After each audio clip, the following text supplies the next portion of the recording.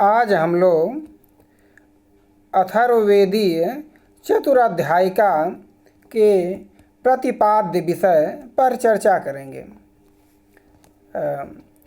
यह चतुराध्यायिका की रचना मुख्य उद्देश्य अथर्ववेदीय संहिताओं के बाह्य स्वरूप को सुरक्षित रखना है। इसमें विहित विधान उक्त संहिताओं पर सम्यक प्रकारेण लागू होते हैं। चतुराध्यायिका में विहित विषय इस प्रकार हैं। पहला है, प्रथम वर्णोच्चारण। वर्ण पद की इकाई है। पदों से संहिता पाठ का निर्माण होता है। संहिता पाठ के शुद्ध उच्चारण के लिए उसके पदों के शुद्ध उच्चारण का ज्ञान शुद्ध पदों का ज्ञान अति आवश्यक है। पदों का शुद्ध उच्चारण तभी संभव है जब उसमें प्रयुक्त वर्णों का उच्चारण ज्ञात हो। अतः संहिता पाठ के शुद्ध उच्चारणार्थ प्रत्येक प्रातिशाख्य में वर्णोच्चारण विषयक विधान किए गए हैं।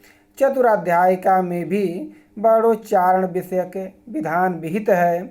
इसके प्रथम अध्याय में बाह्य और आभ्यंतर प्रयत्न, उच्चारण में प्रयुक्त करण, संध्यक्षरों तथा री के स्वरूप, अंतःपद, अनुनासिक, अंगांगी भाव एवं संयोग विषयक उच्चारण वैशिष्ट विहित हैं।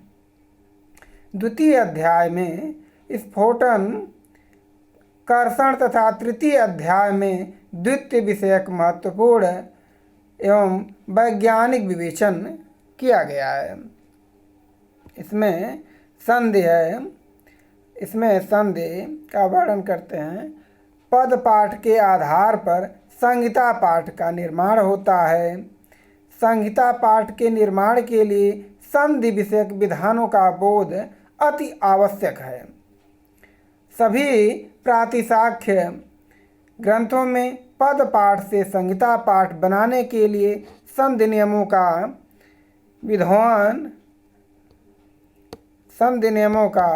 विधान किया गया है। चतुराध्यायिका में भी संधि विषयक विधान विहित है। इसके तृतीय तथा चतुर्थ अध्याय में कतिपय सूत्रों को छोड़कर संपूर्ण विधान संधि विषयक ही हैं। इनके अंतर्गत स्वर, व्यंजन, विसर्जनीय के विकार, आगम एवं प्रकृति भाव का विस्तार पूर्वक विवेचन किया गया है। स्वर देखते हैं। इसमें स्वर वैदिक भाषा की प्रमुख विशेषता है। प्रत्येक संहिताएं स्वरांकित उपलब्ध होती हैं। वैदिक मंत्रों के शुद्ध उच्चारण में स्वरों का महत्वपूर्ण स्थान है। स्वरों के परिवर्तन से मंत्रार्थ भी परिवर्तित हो जाते हैं। अतः मंत्रों के अभीष्ट अर्थ के लिए स्वरों का शुद्ध उच्चारण अत्यावश्यक है। इसलिए स्वरों के उच्चारण में किंचित दोष होने पर, थोड़ा सा भी दोष होने पर अनर्थ हो जाता है। अतः सभी प्रातिशाख्यों में स्वर विषयक विधान विहित हैं। चतुराध्यायिका में स्वरों पर समधिक विचार प्रस्तुत किया गया है। प्रथम अध्याय में उदात्त, अनुदात्त, स्वरित मुख्य स्वरों का विवेचन किया गया है। तृतीय अध्याय में स्वरित के भेद, कंप, संधिज स्वर, प्रचय इत्यादि विषयों पर अत्यधिक महत्वपूर्ण एवं वैज्ञानिक विचार प्रस्तुत किया गया है। पद पाठ देखते हैं। पद पाठ संधि नियमों के आधार पर पद पाठ से ही संहिता पाठ का निर्माण होता है। अतः संहिता के ज्ञान के लिए उसमें प्रयुक्त पदों का ज्ञान अति आवश्यक है। प्रातिशाख्यों में पद पाठ विषयक विधान विहित हैं।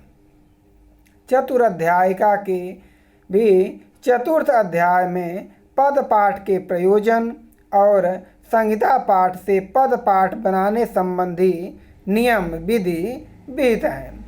इनमें पद पाठ के अंतर्गत होने वाले अवग्रह तथा समापत्ति विषयक विचार प्रस्तुत किए गए हैं। प्रथम अध्याय के कतिपय सूत्रों में भी पद पाठ विषयक विशिष्ट विधान किए गए हैं।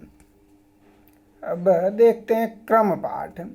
क्रम पाठ पद पाठ और संहिता पाठ के बीच की कड़ी है। संहिता पाठ और पद पाठ इन दोनों के बीच की कड़ी क्रम पाठ है। इसमें पद पाठ तथा संहिता दोनों का रूप दृष्टिगोचर होता है। सभी प्रातिशाख्य ग्रंथों में इस विषय में विचार किया गया है।